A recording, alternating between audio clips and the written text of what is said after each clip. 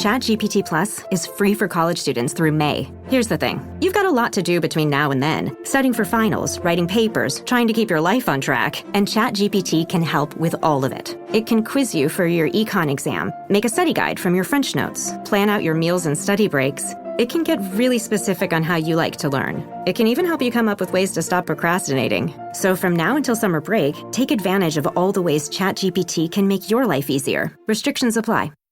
Every year, I've most of my life voted for third-party candidates for president and other offices, but mainly president. And every year we're told, no, it's a two-party system. You can't, if you want to make change, you got to do it from within the third party, the major parties. And honestly, if you look at the history of American elections over the course of the last 160 years or so, it does seem like that's correct. Even when President Trump went on the interview with Joe Rogan, he was talking about his own Reform Party candidacy back in 2000, and then RFK Jr.'s prospective independent bid in 2024. And basically he said, you got to work from within the two-party framework. And it does look like in modern American political history, that seems to be the case. So where did the Republicans come from? The Republicans started out as a third party, and they're the grand old party today, the GOP. And if you look at the early history of the Republican Party, I think there's a lot that people don't know. I think most people know that Abraham Lincoln was a Republican. But do you know about General Fremont? Do you know about some of the other people that were key figures in the founding of the Republican Party and how that transformed American history? Now, I, for, decades of voting, have not been a Republican. I have no interest in necessarily promoting one party over another, but I do have an interest in learning how we got to this place in American history, which is one of the reasons I was particularly eager to chat with Dr. Jeffrey Boutwell. He's a writer, a historian, a science policy analyst, and he's the author of the new book, Boutwell, Radical Republican and Champion of Democracy. Dr. Boutwell, thanks so much for joining me on the radio. Good morning, Frank. Nice to be here. So let's start at the beginning. Your name is Boutwell. The title of your new book is Boutwell. I imagine that's not a coincidence, Jeffrey. Not a coincidence at all.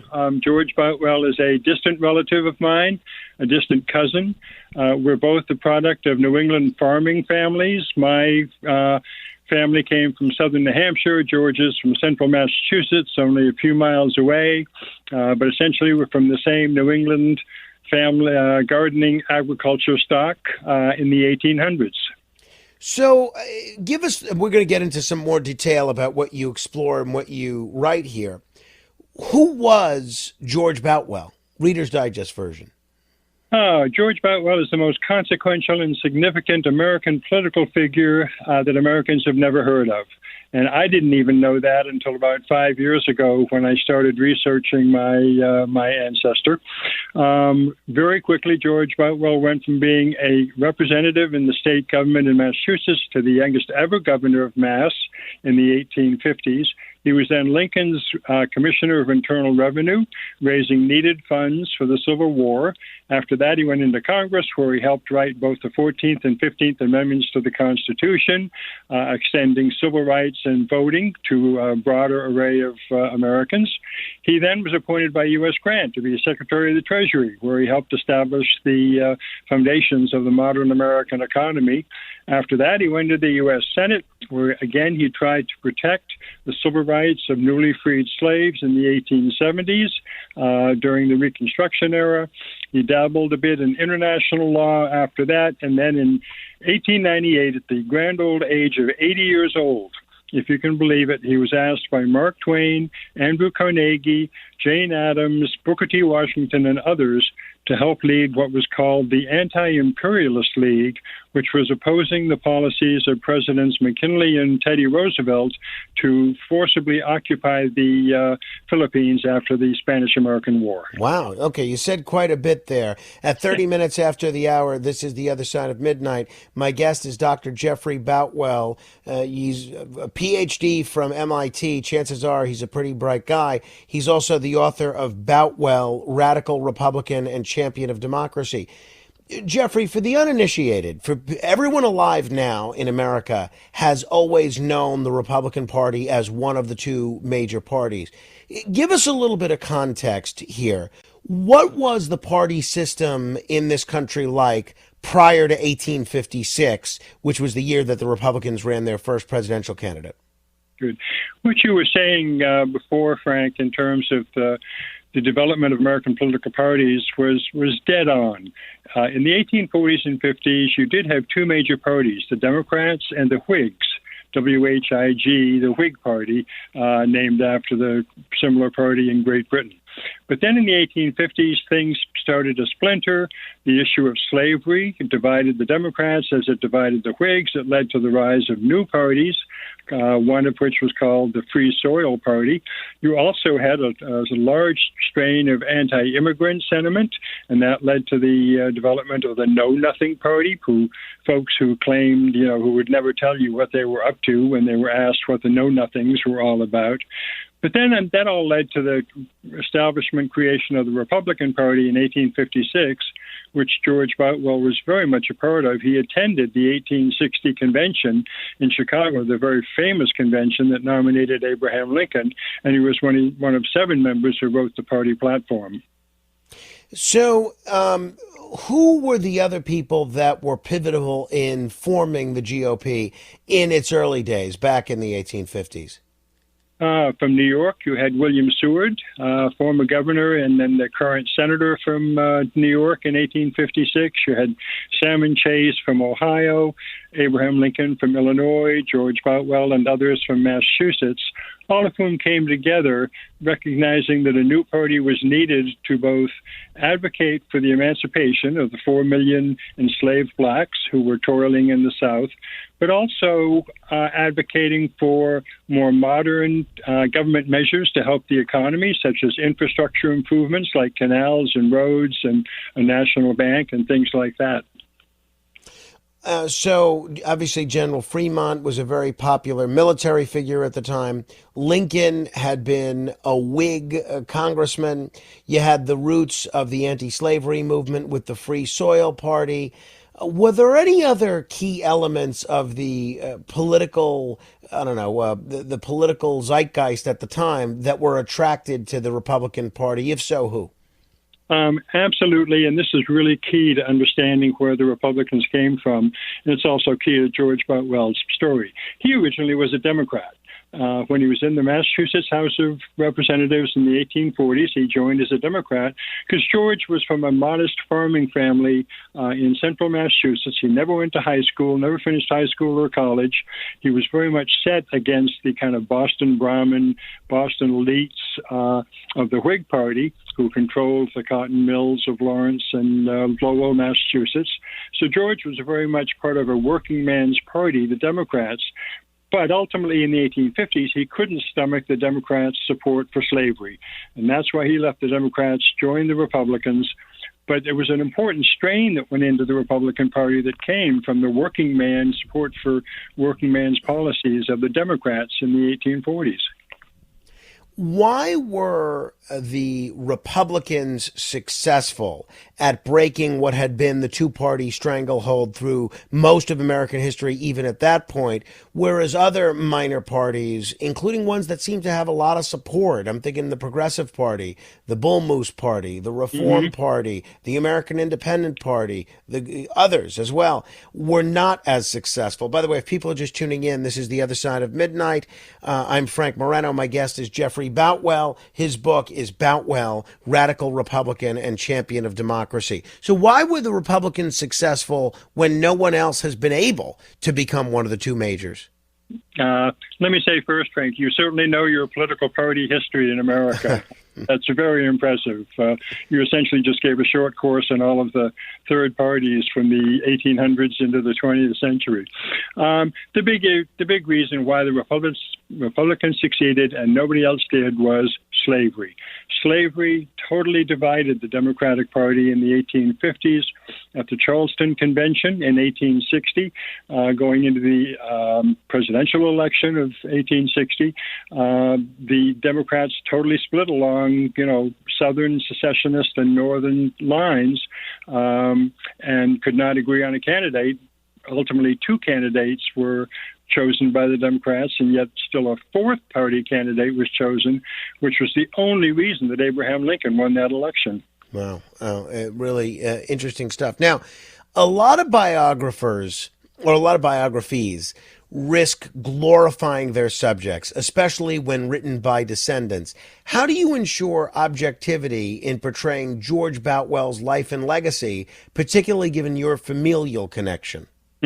Not easy. You want to think well of the guy. He does have your last name. He is a family member. You do admire him for all of the things that he achieved in his lifetime. Still, it was somewhat easy for me to be objective about it because it took me a long time to come to admire him. I slowly learned about him as I grew older. I started reading his memoirs, many of which I found ponderous and stuffy. If you look at the main photograph that people can see on Wikipedia, George looks like a self-satisfied, civil servant. And so it really I had to dig deep to find really what was the core of what he was all about, which was, to get back to our point about political parties, George was all about principle in politics and not political parties, which in shorthand is why he went from being a Democrat in the 1840s to a Republican in the 1850s. And at the end of his life, when he was opposing a Republican president, Teddy Roosevelt, he left the Republican Party over the issue of the annexation of the Philippines. So George was not above, dissing his party and rejecting it when he thought that they had strayed from the path he wanted them to be on. Despite Boutwell's contributions to Reconstruction, that era ultimately failed to secure long-term racial equality and justice.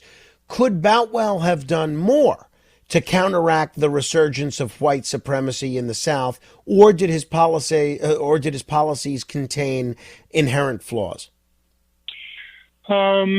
I would say no, he could not have done more, because one of the reasons I admire George was that he was one of the few people who steadfastly supported black civil rights all the way from before the Civil War until 1877 and the end of Reconstruction.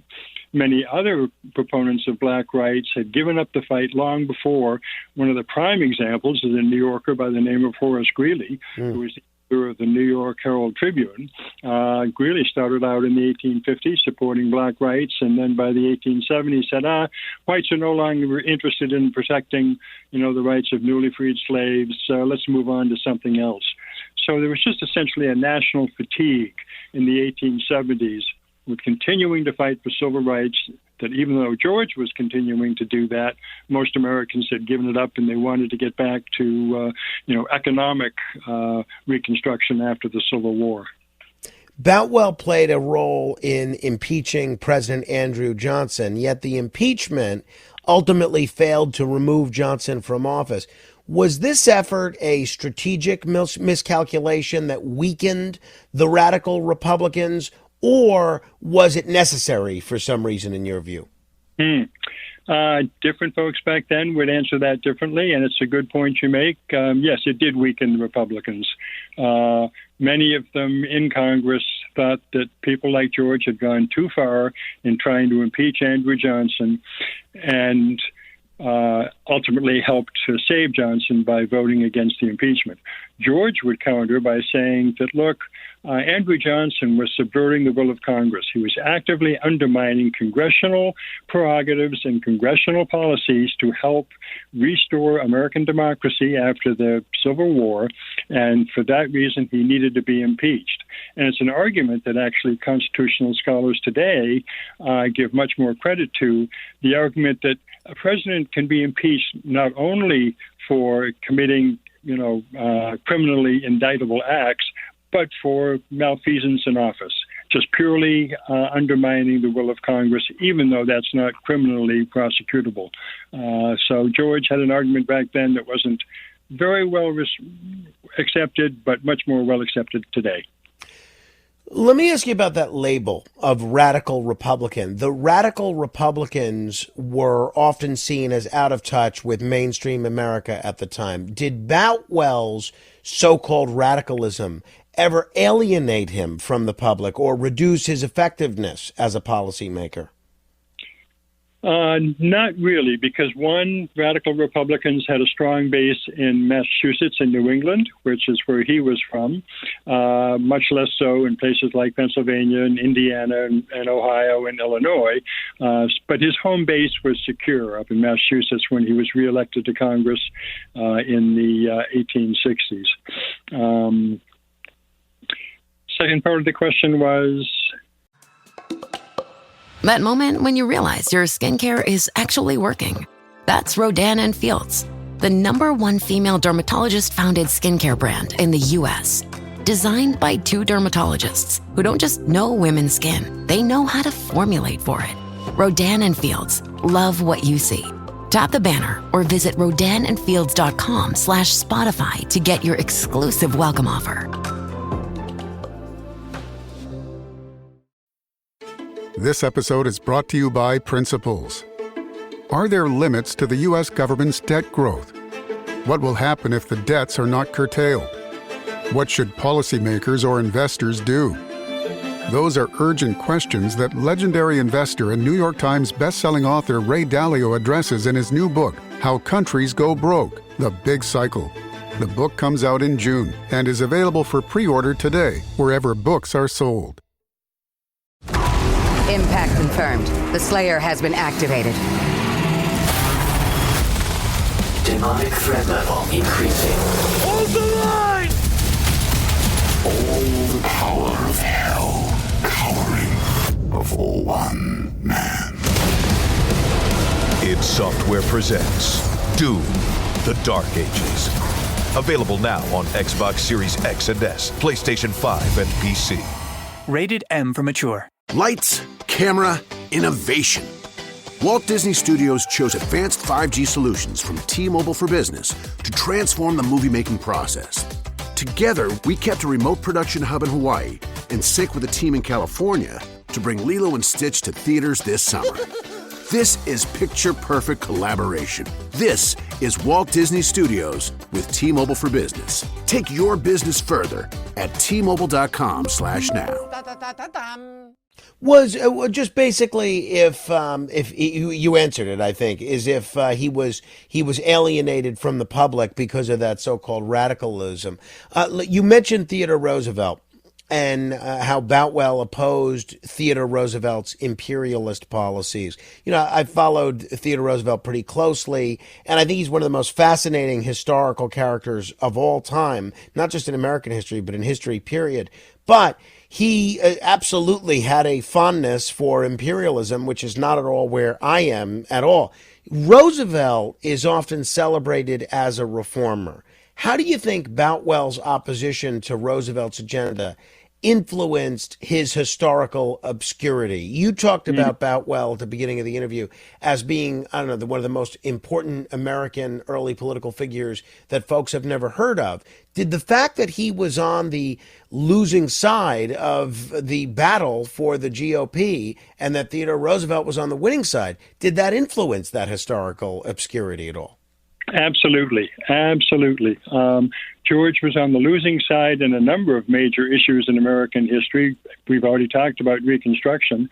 Another one is his association with U.S. Grant. He was a total Grant supporter and friend and colleague during Grant's presidency, but for 100 years, as most people know, Grant was seen as a terrible president.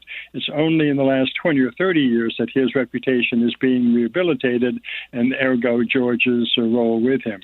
But your point about TR is really, really dead on, because at the end of his life, George really went a bridge too far.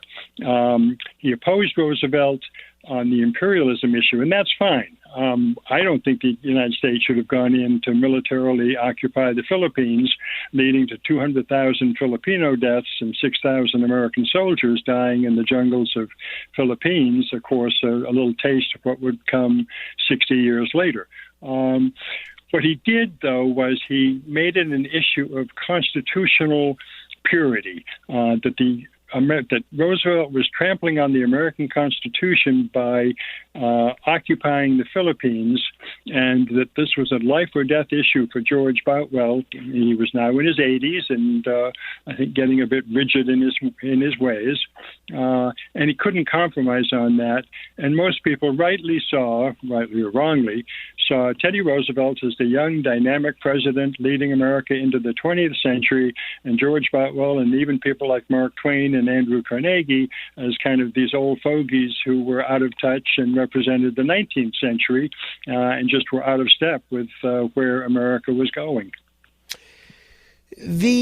Obviously, there was a serious push to take Alexander Hamilton off of the currency until the musical Hamilton with Lin-Manuel Miranda, it brought him back into fashion. Same thing with Ulysses S. Grant, not necessarily taking him off the currency, but his reputation and history enjoyed quite a resurgence after the David McCullough book on him. Are you hoping that with this book, you'll sort of bring Boutwell back into fashion and expose a new generation of history buffs into wanting to learn more about Boutwell and his ideas, his contributions to the country and to the GOP? Yeah, well, for very selfish reasons, because my last name is Boutwell, of course I do. I would love to see him get the recognition that I think he's due. Let's be realistic. George Boutwell was not a president. He was not one of the major figures of American history, and he never will considered to be one.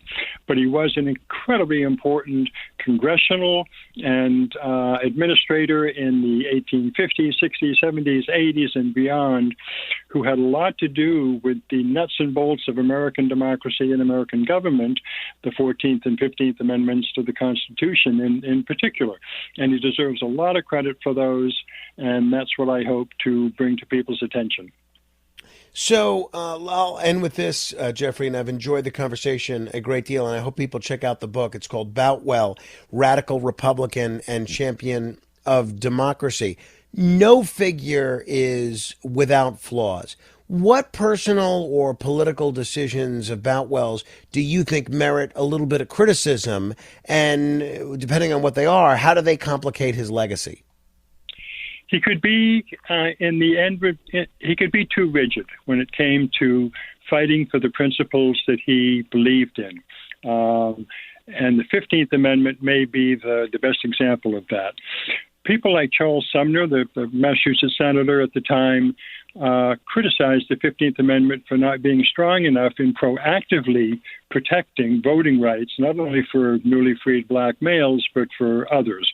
They were too worried that southern states would be able to implement so-called poll taxes and other ways of denying the vote to blacks. George agreed with that, but said, look, it's the only way we're going to get it passed. There's too much anti-black sentiment in the North in terms of voting rights to get it through. I think if he had worked a little bit harder on that, he could have gotten the 15th Amendment through in a stronger fashion, which then would have prevented many of the southern states, or at least made it more difficult for southern white supremacist governments in the South to, during Reconstruction, strip away the black voting rights that had been dearly won by the Civil War. I know I said I was going to end there, but I have to ask you about this since I have you here. I read an article or an essay in Tablet magazine yesterday saying, I don't know if you've seen it, but if you haven't, I'll give you the Reader's Digest version, saying that Donald Trump's takeover of the Republican Party echoes the American South after the Civil War. And it says that white Southern political history provides a lens for exploring Trump's rise. In the late 19th century, the ascendance of development-focused redeemers who wanted to build a new South sparked a populist revolt in southern states led by anti-elitist firebrands who were known for shouting the unsayable. And they say in this essay that there's a straight line from the pro-business redeemers to the politics of Reagan and George W. Bush. Academic Walter Russell Mead writes that Trump's victory marks the reaction that the tradition of the purposefully transgressive, flamboyant, and above all, entertaining populist rebel is what Donald Trump has revived. What do you make of that argument, Jeffrey? Do you think that's the case? I can't wait to read that article in the tablet. It's much more complicated than that makes it out to be. There is no straight line from the white redeemers in southern states of the 1870s to the Donald Trump controlled Republican Party today. There are many different factions and influences on the Republican Party today. And I'll begin by saying that the takeover or the southern white opposition to Reconstruction was not populist at all. It was led by the former Confederate plantation elites who had had their power diminished by the Civil War and by President Grant, and they were fighting to retain it. So in that respect, the current Republican Party I see is much more influenced by populist strains than the Southern whites were in the 1870s. But there are other differences as well. Nonetheless, it's an interesting argument. It deserves to be fully kind of fleshed out because it all has to do with what are American parties? Do they really serve us well in promoting democracy? Is the two-party system really still relevant to what we have today? And we're about to celebrate the 250th anniversary of the Declaration of Independence, and we need to be fully gripping with those issues. Jeffrey Boutwell, fascinating conversation. I'm really looking forward to reading this book in greater detail. Best of luck with it. I hope people check it out. Great. Thanks, Frank. Very much enjoyed it. Thank you. If you'd like to comment on any portion of our conversation, you could feel free to do so. Our phone number is 646-720-0635. That's 646-720-0635. This is The Other Side of Midnight. Straight ahead.